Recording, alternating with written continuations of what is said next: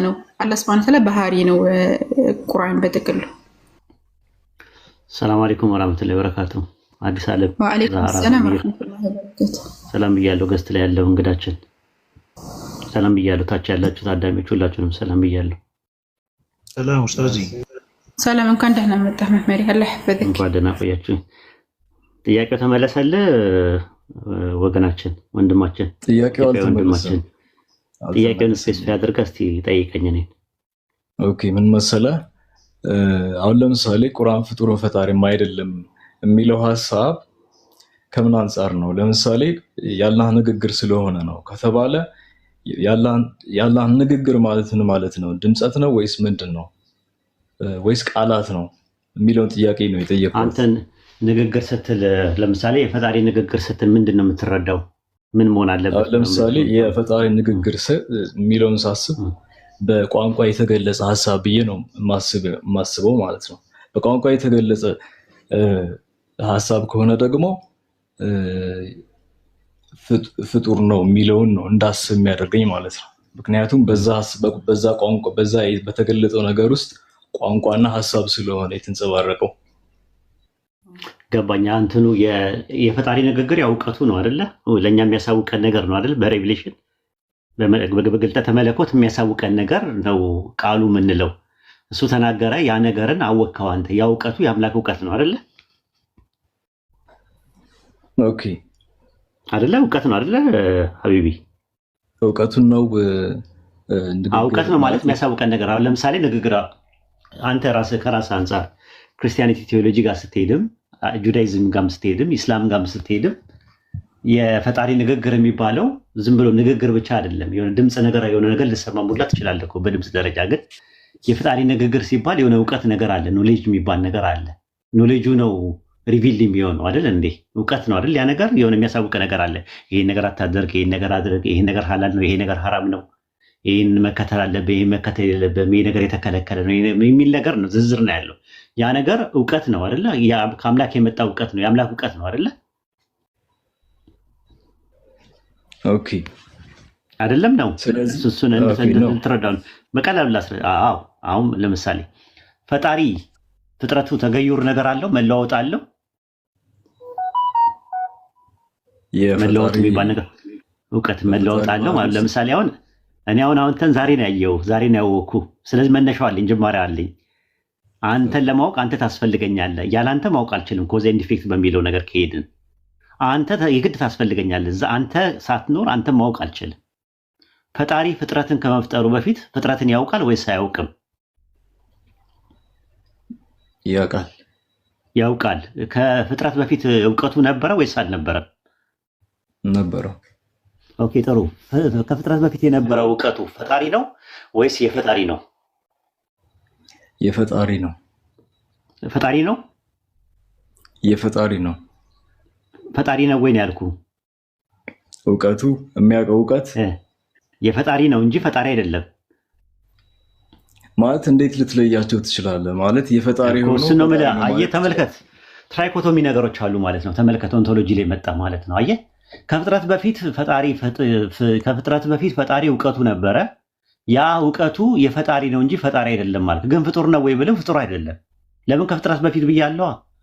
ተመልከት፣ የተፈጠረ ነገር አይደለም። የፈጣሪ እውቀት የተፈጠረ በዚህ ሰዓት የሚባል ነገር አይደለም። ምንድን ነው ሲባል ኦንቶሎጂ ስታጠና ሶስተኛ አማራጭ አለ። አንተ ክርስቲያን ወይ ኦርቶዶክስ ወይ ካቶሊክ ወይ ፕሮቴስታንት ነው የምትሆነው ወይ ሪሊጂየስ ነው የምትሆነው።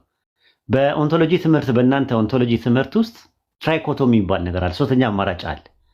ምን የሚባል ነገር አለ? አትሪቢዩት የሚባል ነገር አለ። ባህሪ የሚባል ነገር አለ።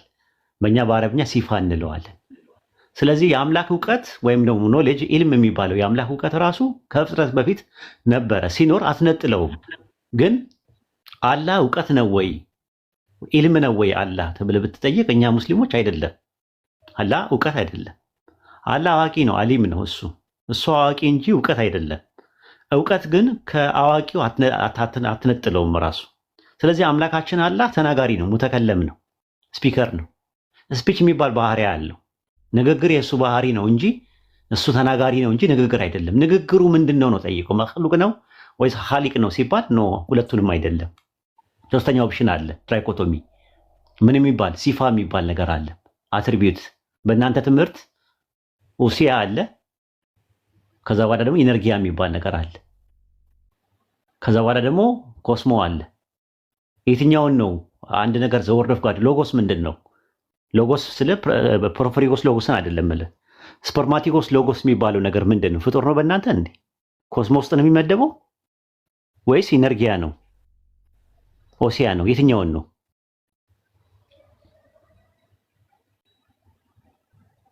የትኛውን ነው ኖዋል?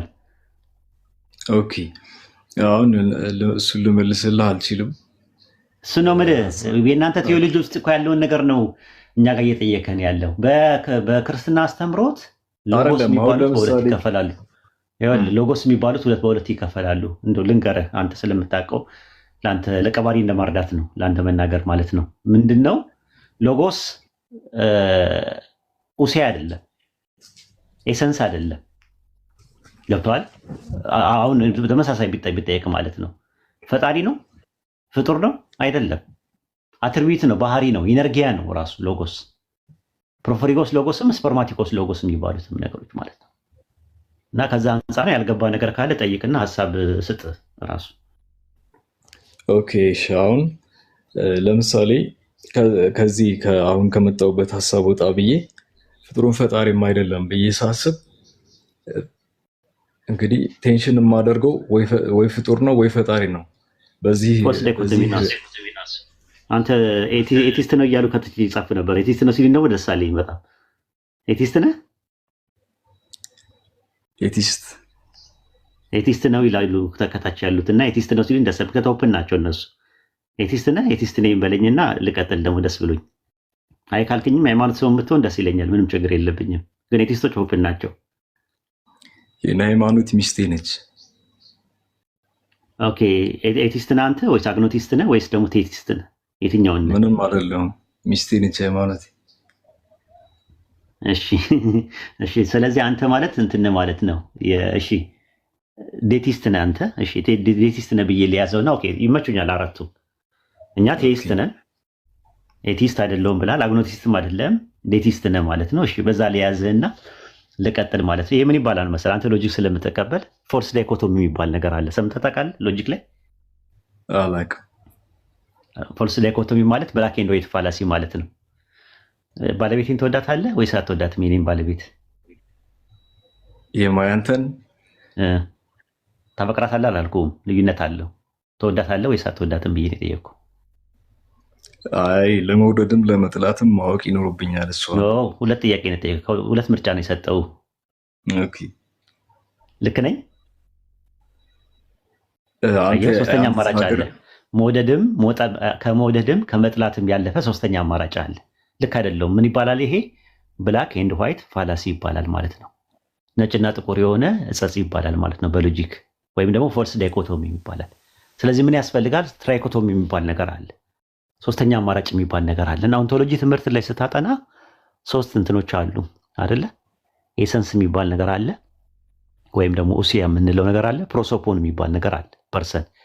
ከዛ ደግሞ ኢነርጊያ አለ፣ አትሪቢዩት የሚባል ነገር አለ መሀል ላይ ማለት ነው። አሁን ለምሳሌ ኤግዛምፕል ብሰጥ አንተ ተናጋሪ ነህ ወይስ ንግግር ነህ?